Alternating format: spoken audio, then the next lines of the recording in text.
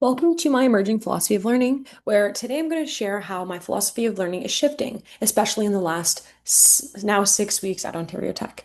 From seeing learning as mainly more of an individual process to now understanding it both as an individual and also a social collaborative process. So both our internal mental work and our interactions with others are essential to how we learn. I hope this podcast helps other educators see how important it is to design learning that supports both of these dimensions I will talk about. So first, starting off with cognitivism. I explored chapter 4 of Emerging Perspectives on Learning by Michael Orey, 2010.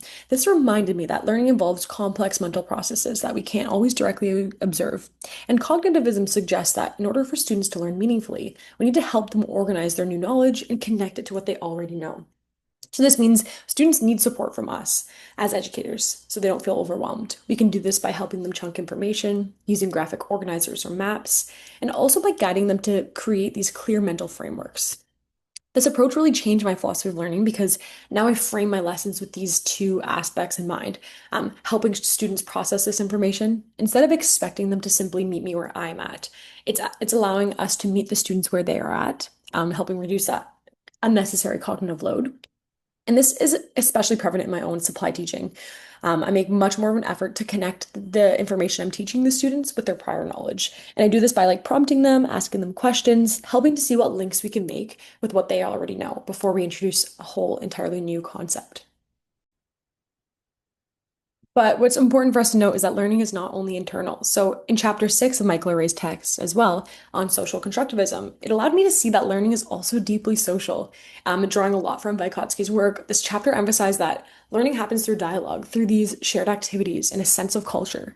And one idea that really stood out to me was Vygotsky's concept of zone of proximal development. And this was in the text by Jarvis et al. In 2003, where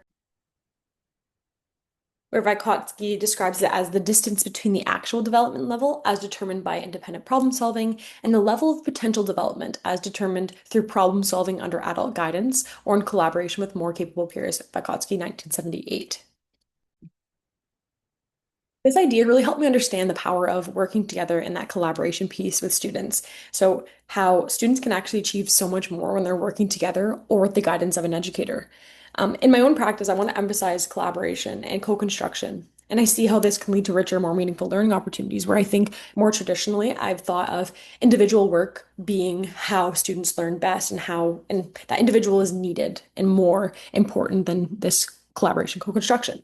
But in my own experiences at Ontario Tech in my digital innovation course, I've seen it firsthand of how collaboration and working with your peers can create such a rich task and rich project in comparison to what I could do on my own.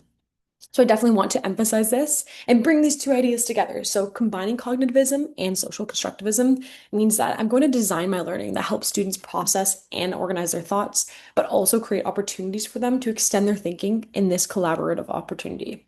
I think that blending these approaches, we're going to be able to support diverse learners better. We're going to help them build understanding internally, and we're going to help them build this through meaningful interactions with other people. So, in conclusion, to my friends, my colleagues, and any other teachers out there, I encourage you, reflect every time you plan a lesson. Are you creating a space where students can build shared understandings?